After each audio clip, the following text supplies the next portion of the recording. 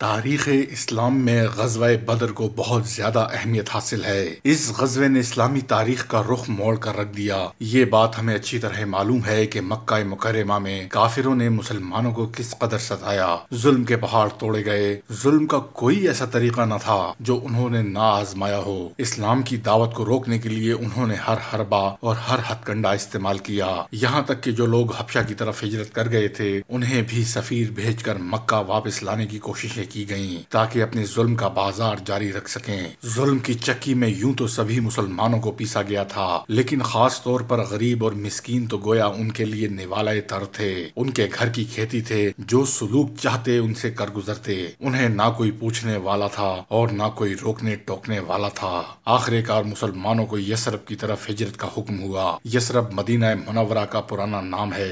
ادھر مشرکین نے نبی اکرم صلی اللہ علیہ وآلہ وسلم کو نعوذ باللہ قتل کرنے کا پروگرام بنایا۔ ان کی تمام تر کوششوں اور رکاوٹوں کے باوجود مسلمان اور اللہ کے رسول یثرب پہنچنے میں کامیاب ہو گئے۔ اب وہاں اسلام کی دعوت بہت تیزی سے پھیلنے لگی۔ ان خبروں نے جلتی پر تیل کا کام کیا۔ کافروں کے تن بدن میں آگ لگ گئی۔ پریشانی اور حسد کے مارے ان کا برا حال تھا۔ اب وہ مسلمانوں کے خلاف سازشوں پر اتر آئے، جوڑ توڑ کرنے لگے۔ اس سلسلے میں انہوں نے سب سے پہلا قدم یہ اٹھایا کہ یثرب کے مشہور قبائل اوس اور خزرج کے لوگوں کو خطوط لکھے۔ یہ ایسے لوگ تھے جو ابھی مسلمان نہیں ہوئے تھے۔ ان میں عبداللہ بن ابی بھی شامل تھا۔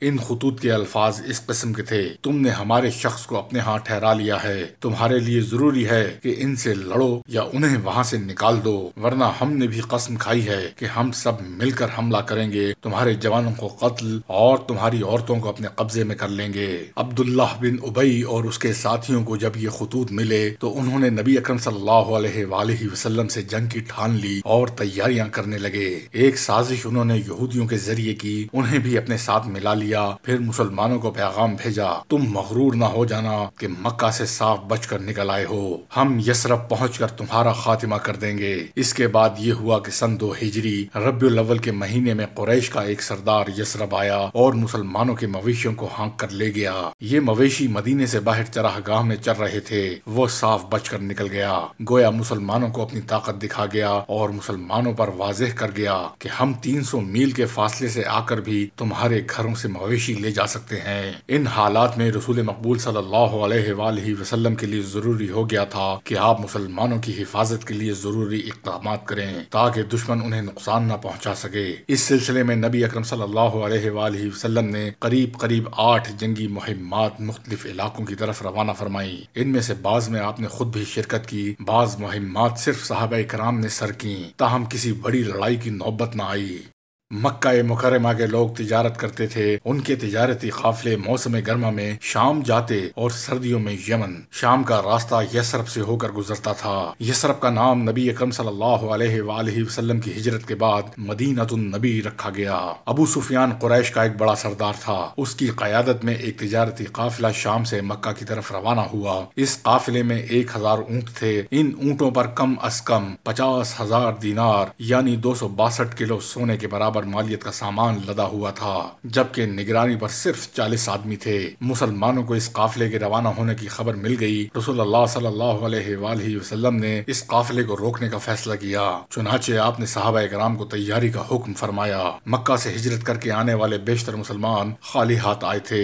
یہ حضرات اپنے گھر بار، مال و دولت، تجارتی سامان، باغات، کھیتیاں، غرض ہر چیز وہاں جوں کی توں چھوڑ آئے تھے۔ ان سب چیزوں پر کافروں نے قبضہ کر لیا تھا، بلکہ بعض مسلمانوں کو تو ہجرت کی اجازت اس شرط پر دی گئی تھی کہ وہ جانے سے پہلے اپنا مال ان کے حوالے کر دیں۔ اس طرح مسلمان بہت تنگ دستی کی حالت میں تھے۔ انصار نے اگرچہ ان کی ہر طرح سے مدد کی تھی، لیکن گزر و اوقات بہت مشکل سے ہو رہی تھی۔ دوسری طرف اس قافلے کا ساز و سامان کافروں کی طاقت میں اضافے کا سبب بن سکتا تھا۔ اس سے جو تجارت کی جاتی اور دولت کمائی جاتی، اس سے کافروں کی طاقت میں اور زیادہ اضافہ ہوتا۔ ان حالات میں نبی کریم صلی اللہ علیہ وآلہ وسلم نے ان کی قوت کو کمزور کرنے کا فیصلہ فرمایا۔ مسلمان اس وقت مکہ والوں سے حالت جنگ میں تھے۔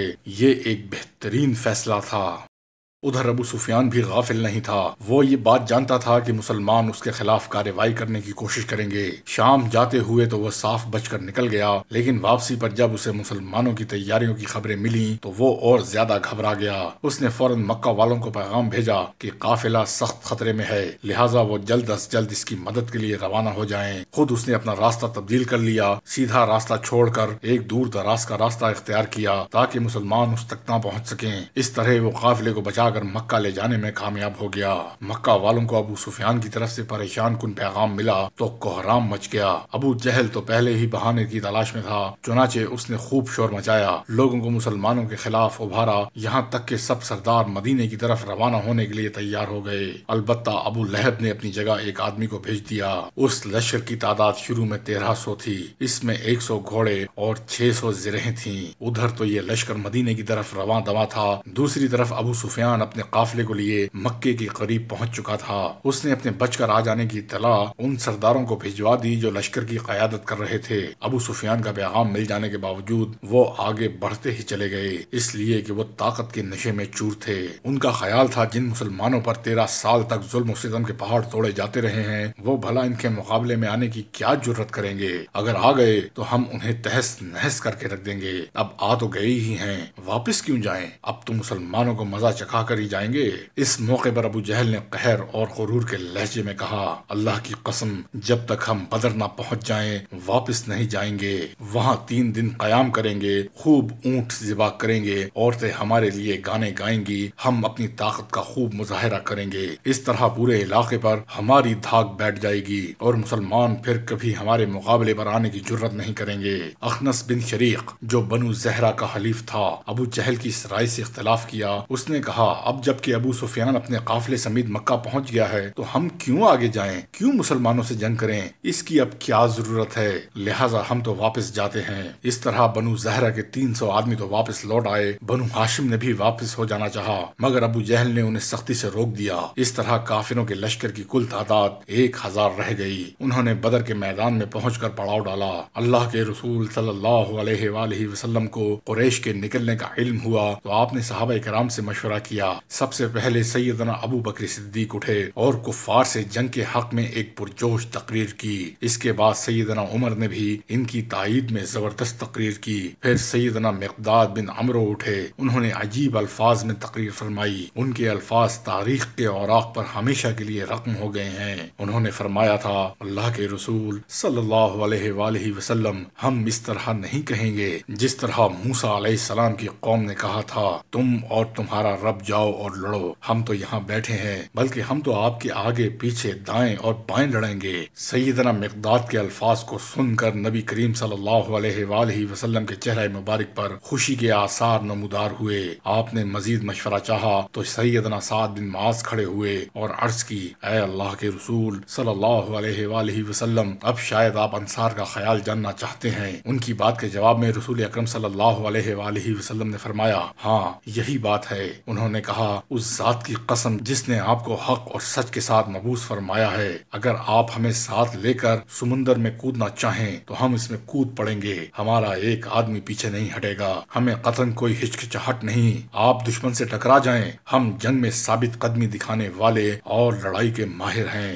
اللہ کے رسول صلی اللہ علیہ وآلہ وسلم ان کی باتیں سن کر بہت خوش ہوئے اور فرمایا، چلو اور خوشی خوشی چلو، اللہ نے مجھ سے 2 گروہوں میں سے ایک کا وعدہ فرمایا ہے، یعنی مسلمانوں کے گروہ کو کامیابی عطا ہوگی، اور اللہ کی قسم میں تو اس وقت بھی کفار کی قتل گاہیں دیکھ رہا ہوں، میں دیکھ رہا ہوں کون کہاں قتل ہوگا۔ ایک اچھا سپہ سالار دشمن کے بارے میں معلومات جمع کرتا ہے، وہ جاننے کی کوشش کرتا ہے کہ دشمن کی فوج کی تعداد کیا ہے، ان کے پاس کتنا اسلحہ ہے، ان کے وسائل کیا ہیں، ان میں جنگی مہارت کتنی ہے، غرض ہر لحاظ سے دشمن کے بارے میں معلومات حاصل کرتا ہے۔ نبی اکرم صلی اللہ علیہ وآلہ وسلم سے بڑھ کر کون سپہ سالار ہو سکتا ہے؟ چنانچہ آپ نے سیدنا علی، سیدنا سعد بن ابی وقاص اور سیدنا زبیر بن عوام رضی اللہ تعالی عنہما کو دشمن کی جاسوسی کے لیے بھیجا۔ ان حضرات نے دشمن کے 2 آدمیوں کو پانی بھرتے دیکھا تو انہیں گرفتار کر کے اسلامی لشکر میں لے آئے۔ ان سے معلومات حاصل کرنے کی کوشش کی گئی تو وہ وہ بولے ہم تو پانی پلانے پر معمور ہیں، ہمیں ان باتوں کا کیا علم؟ ان دونوں کو رسول اکرم صلی اللہ علیہ وآلہ وسلم کے سامنے حاضر کیا گیا۔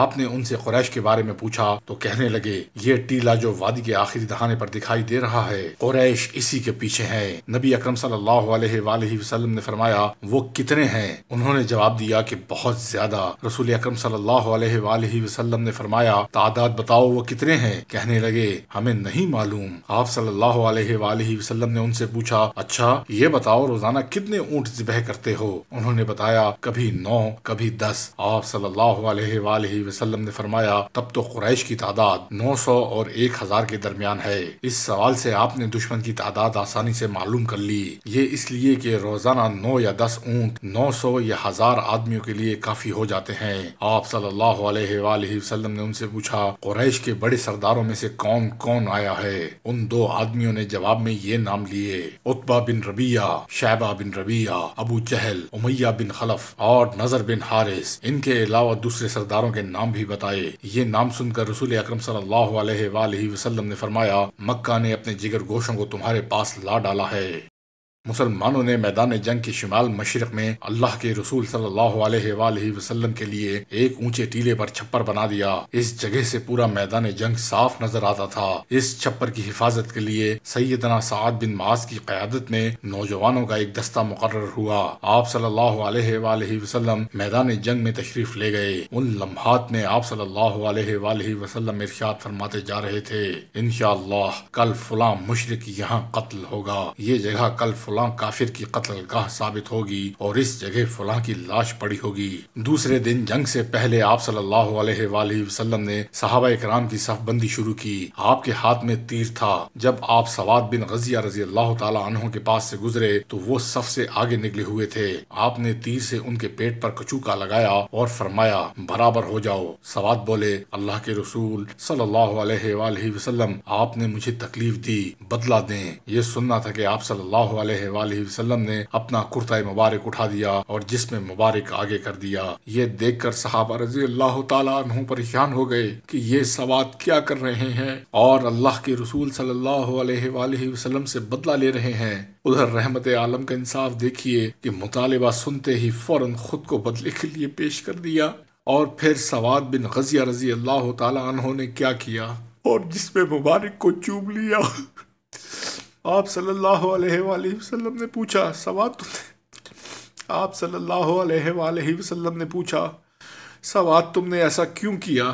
سواد رضی اللہ تعالیٰ عنہ نے عرض کیا اللہ کے رسول میں اللہ کے راستے میں لڑنے کے لیے آیا ہوں، ہو سکتا ہے اس جنگ میں شہید ہو جاؤں، چنانچہ میں نے سوچا آخری وقت میں آپ کے جسم مبارک سے میرا جسم چھو جائے۔ آپ صلی اللہ علیہ وآلہ وسلم نے ان کے لیے دعا فرمائی۔ صفوں کی درستی کے بعد آپ صلی اللہ علیہ وآلہ وسلم اور ابو بکر صدیق چھپر کی طرف تشریف لے گئے اور اپنے رب کے حضور میں دعا میں مشغول ہو گئے۔ آپ کی دعا کے الفاظ یہ تھے اے اللہ اگر آج یہ گروہ ہلاک ہو گیا تو تیری عبادت نہیں کی جائے گی۔ اے اللہ تو نے مجھ سے جو وعدہ کیا ہے اسے پورا فرما۔ اے اللہ ہم تجھ سے تیری مدد کے طلبگار ہیں۔ آپ صلی اللہ علیہ وآلہ وسلم نے اپنے مبارک ہاتھوں کو آسمان کی طرف اٹھایا ہوا تھا اور مسلسل دعائیں فرما رہے تھے۔ آپ صلی اللہ علیہ وآلہ وسلم کی آنکھوں میں آنسو تھے، یہاں تک کہ آپ کی چادر مبارک کندھوں سے نیچے سرک گئی۔ سیدنا ابو بکر صدیق رضی اللہ تعالی عنہ آپ کے پیچھے کھڑے تھے، انہوں نے آپ کی چادر درست کی اور درد بھرے لہجے میں فرمایا اللہ کے رسول اب بس فرمائے، آپ نے اپنے رب سے نہایت عاجزی اور انکساری سے دعا مانگ لی ہے۔ اللہ کے رسول نے ان سے فرمایا ابو بکر تمہیں مبارک ہو، اللہ تعالیٰ کی طرف سے مدد آ پہنچی، یہ جبریل علیہ السلام کھڑے ہیں جو گھوڑے کی لگام تھامے ہوئے ہیں۔ رمضان المبارک کی 17 تاریخ تھی، گویا قدرت نے غزوہ بدر کے لیے یہ تاریخ مقرر کی تھی۔ ایک طرف اللہ کو ایک ماننے والے، اسی سے مدد مانگنے والے، اسی کو وحدہ لا شریک ماننے والے تھے، اور دوسری طرف بتوں کے پجاری تھے، غیر اللہ سے مدد مانگنے والے تھے۔ ایک طرف اہل ایمان تھے، دوسری طرف ایمان کی دولت سے محروم لوگ تھے۔ ایک طرف اللہ اور اس کے رسول کے شیدائی تھے، دوسری طرف پتھروں کو معبود ماننے والے، بتوں کی محبت محبت میں غرق لوگ تھے۔ اللہ کو ماننے والے اپنی ذات کے لیے نہیں آئے تھے، اللہ کا نام بلند کرنے آئے تھے، جبکہ دوسری طرف قریش اپنے نام و نمود اور بتوں کی خاطر آئے تھے۔ یہ مسلمانوں اور مشرکوں کی پہلی باقاعدہ جنگ تھی۔ 13 سال تک ظلم کی چکی میں پسنے والے آج ظالموں سے ٹکرانے چلے تھے۔ آج ان کی آنکھوں میں آنکھیں ڈالنے کا وقت آ گیا تھا۔ تلوار کے مقابلے میں سر آگے کرنے کا نہیں، تلوار کا وار روکنے کا وقت آ گیا تھا، اور مسلمانوں کو تو اس دن کا بہت شدت سے انتظار تھا، لیکن ان کی یہ تڑپ بھی اپنی ذات کے لیے نہیں تھی، اللہ کی رضا کے لیے تھی۔ جنگ کا آغاز مشرکین کی طرف سے آنے والے ایک تیر سے ہوا۔ یہ تیر سیدنا عمر بن خطاب رضی اللہ تعالی عنہ کے غلام سیدنا محوجہ رضی اللہ تعالی عنہ کو لگا۔ تیر لگنے سے وہ شہید ہو گئے۔ اس طرح وہ غزوہ بدر کے پہلے شہید قرار پائے۔ دوسرے شہید حارثہ بن سراقہ انصاری رضی اللہ تعالی عنہ تھے۔ یہ پانی پلانے کے لیے حوض کی طرف گئے۔ حوض پر معمور صحابی نے انہیں دشمن کا آدمی خیال کیا اور تیر چلا دیا۔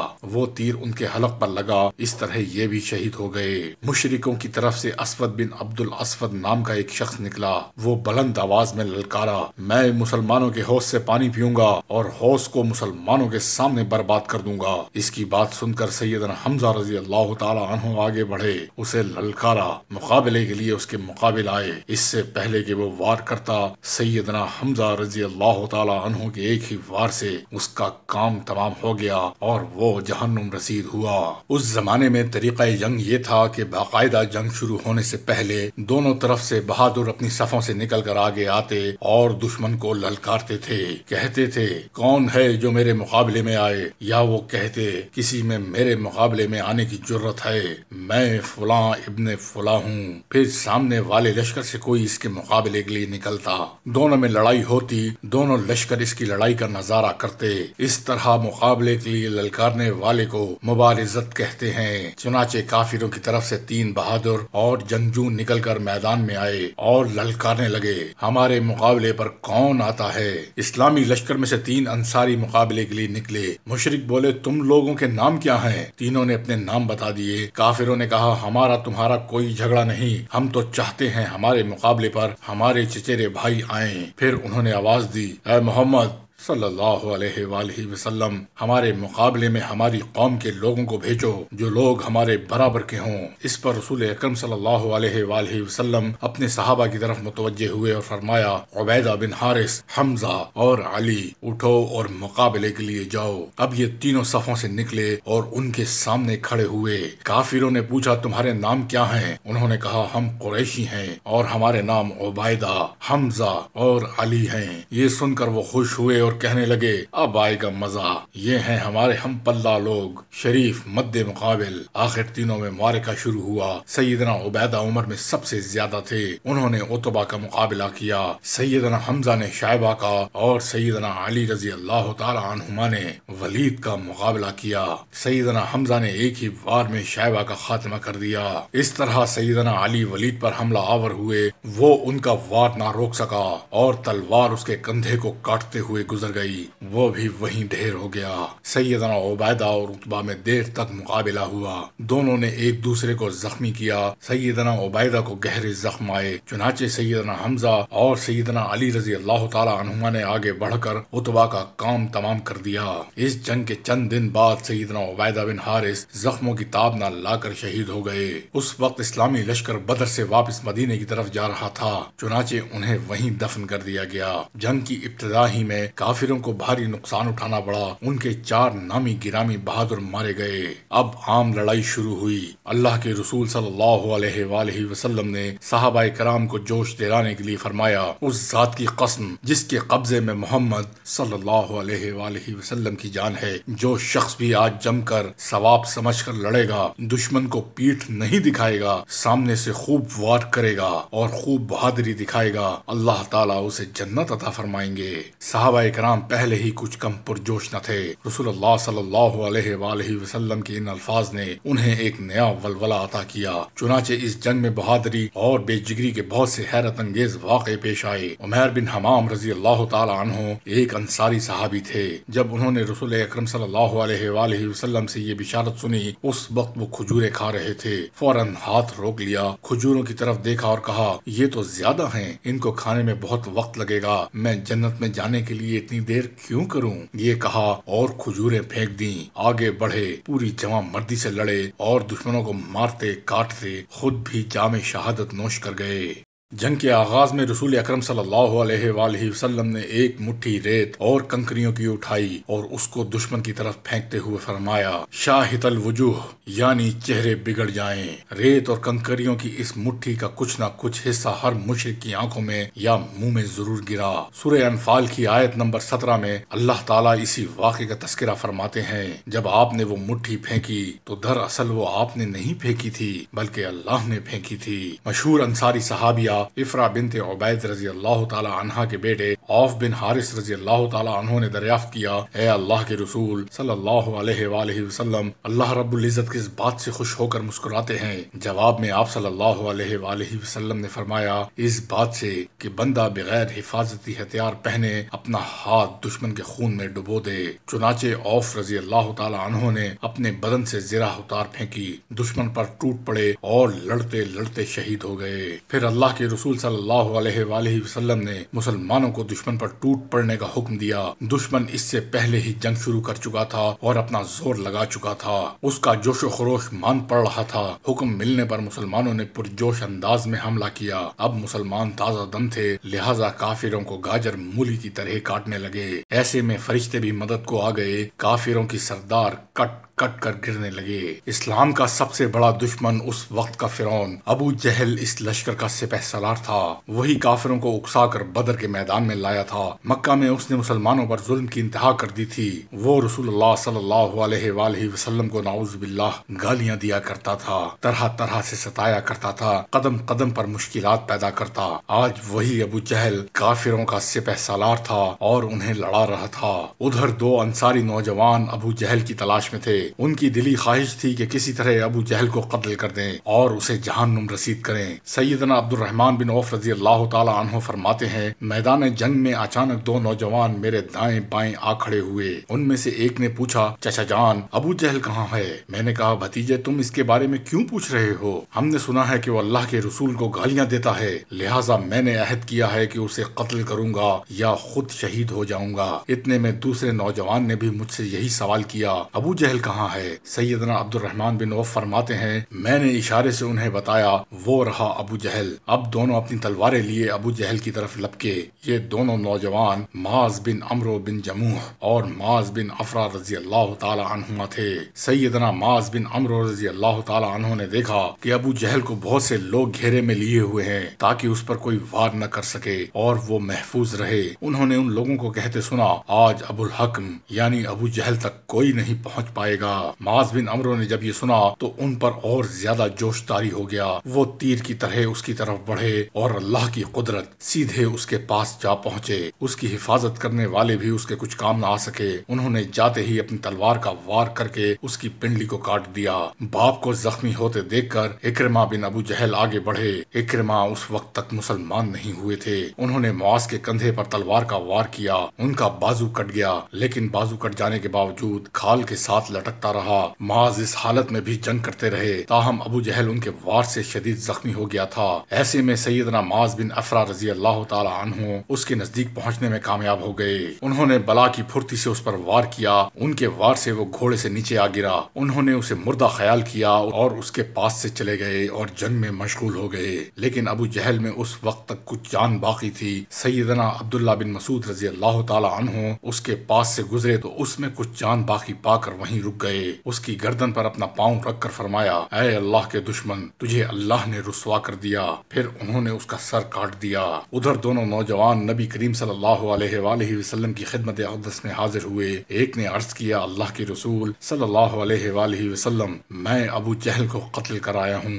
یہ سنتے ہی دوسرے نے کہا، بلکہ میں نے اسے قتل کیا ہے۔ نبی اکرم صلی اللہ علیہ وآلہ وسلم مسکرائے، پھر آپ نے دونوں کی تلواریں دیکھی اور فرمایا، تم دونوں ہی نے اسے قتل کیا ہے۔ معاذ بن عمرو بن جموح سیدنا عثمان رضی اللہ تعالی عنہ کی خلافت کے دور تک زندہ رہے اور ابو جہل کا سامان انہی کو ملا۔ اتنے میں عبداللہ بن مسعود ابو جہل کا سر لیے آپ کی خدمت میں حاضر ہوئے۔ اس کے سر کو دیکھ کر آپ نے فرمایا، یہ اس امت کے فرعون کا سر ہے۔ چونکہ عبداللہ بن مسعود نے ابو جہل کا سر کاٹا تھا، اس لیے اس کی تلوار ان کو ملی۔ معاذ بن افرا رضی اللہ تعالی عنہ بھی اس جنگ میں زخمی ہوئے تھے، بعد میں انہی زخموں سے شہید ہوئے۔ یہاں یہ بات بھی بتانا ضروری ہے کہ سیرت کی اکثر کتابوں میں ابو جہل کے قاتلوں کے نام معوذ اور معاذ بتائے گئے ہیں، مگر صحیح بخاری کی روایت کے مطابق دونوں کا نام معاذ تھا۔ ایک کا نام معاذ بن عمرو بن جموح اور دوسرے معاذ بن حارث، جن کی والدہ کا نام افرا تھا اور معاذ بن افرا کے نام سے مشہور ہیں۔ یہ دونوں انصاری صحابہ تھے۔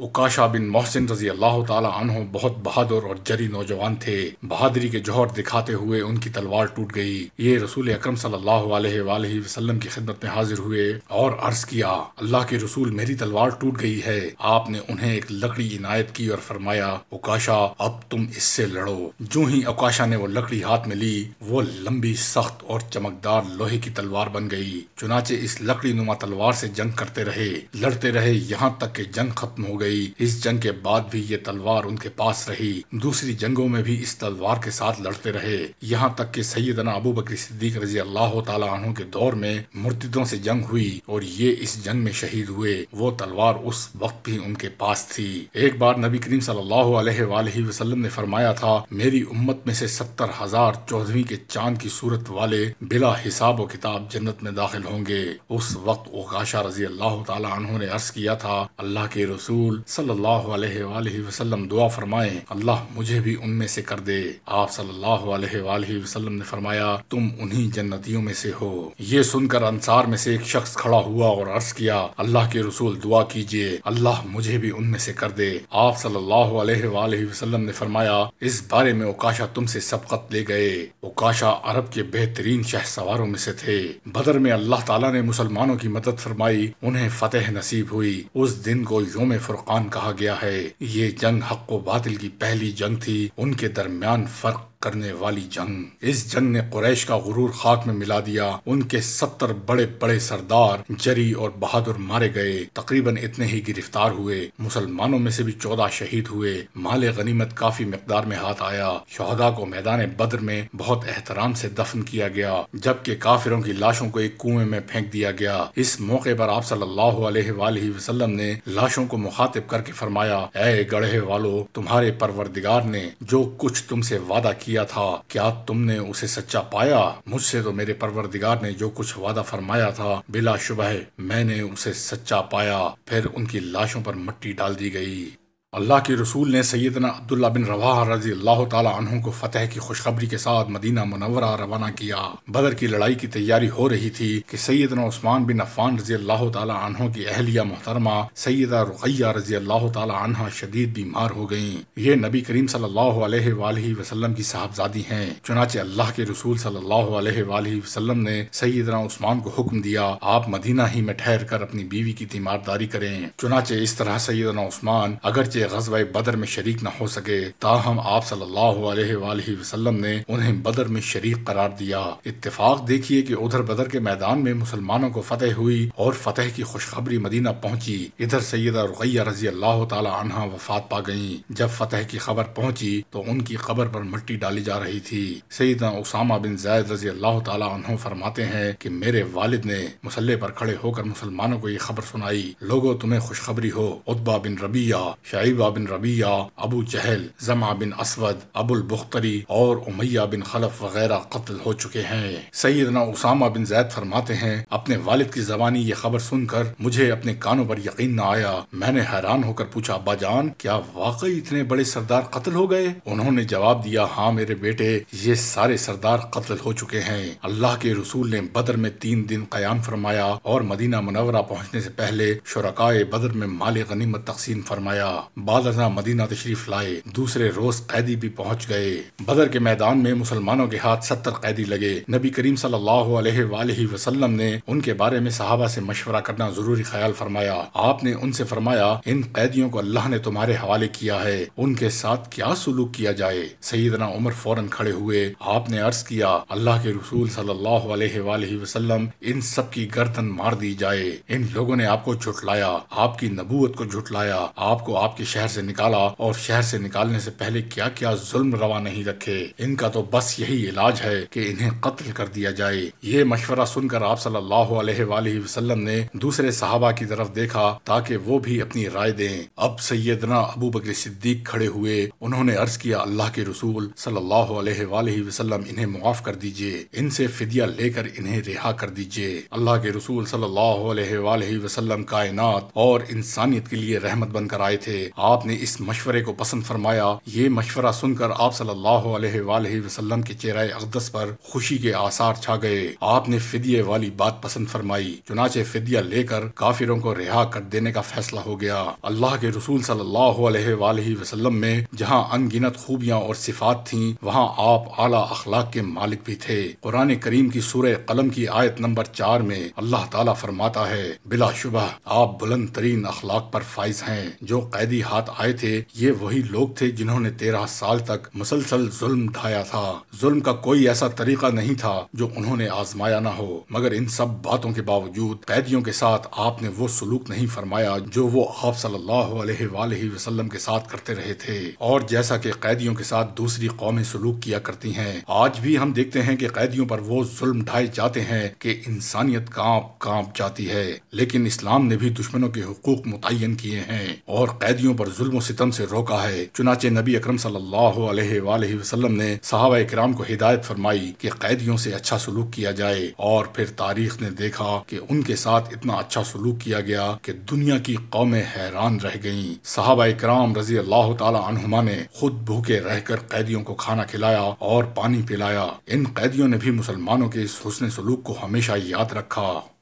جن صحابہ کرام رضی اللہ تعالی عنہما نے اس غزوے میں شرکت کی، اسلام میں ان کا مقام اور مرتبہ بہت بڑا ہے۔ چنانچہ رسول اکرم صلی اللہ علیہ وآلہ وسلم نے فرمایا جن لوگوں نے غزوہ بدر میں شرکت کی ہے وہ جہنم میں نہیں جائیں گے، تو گویا انہیں جنت کی خوشخبری سنا دی گئی۔ ایک حدیث کے الفاظ یوں ہیں، اللہ تعالیٰ نے اہل بدر کے اعمال پر مطلع ہو کر فرمایا اب تم جو بھی عمل کرو تمہارے لیے جنت واجب ہے، میں نے تمہیں بخش دیا۔ اس سے غزوہ بدر میں شریک ہونے والے صحابہ اکرام رضی اللہ تعالی عنہما کے بارے میں اندازہ لگایا جا سکتا ہے کہ ان کا مرتبہ کیا ہے، اللہ کے نزدیک غازیوں اور شہداء کا کیا مقام ہے۔ وَقُلْ جَاءَ الْحَقُّ وَزَهَقَ الْبَاطِلُ إِنَّ الْبَاطِلَ كَانَ زَهُوقًا، اور حق آ گیا اور باطل چلا گیا اور باطل ہمیشہ جانے کے لیے ہی ہے۔ آخر میں ایک سوال پیدا ہوتا ہے جنگ بدر کیوں لڑی جاتی ہے؟ سچ کو سچ ثابت کرنے کے لیے یا جھوٹ کو سچ بنانے کے لیے؟ سچ کو سچ ثابت کرنا ایک کار دشوار ہے اور جھوٹ کو سچ ثابت کرنا آسان ترین کام ہے۔ جب انا کے بت پاش پاش ہونے لگے، جھوٹے معبودوں کی خدائی کا طلسم دم توڑنے لگے، غرور اور تکبر خاک میں جا ملے، آبا کی عظمت پر حرف آنے لگے، تو پھر واقعی سچ کے ٹاٹ پر جھوٹ کا مخملی پیوند لگانا پڑتا ہے۔ مکہ کے سردار اسلام کے نخلستان میں قدم رکھنے کی بجائے اس نخلستان کو اجاڑنے پر تل گئے تھے، صرف اس لیے کہ ان کے جھوٹ کا پول کھل گیا۔ ان کے پتھر کے صنم اپنی کشش کھو بیٹھے، ظلم پر ظلم ڈھا کے بھی ان کے من کی پیاس نہیں بجھی، ان کی تلملاہٹ انتقام میں بدلی۔ انتقام نے جنگ کا میدان سجا دیا، تاریخ اسلام کا اولین میدان جنگ، اور نتیجہ وہی رہا، حق غالب آیا، باطل کو شکست ہوئی، اولین جنگ، اولین فتح، اسلام کے قدم مضبوط تر ہو گئے۔ غزوہ بدر تاریخ اسلام کے اولین معرکے کی شاندار کہانی۔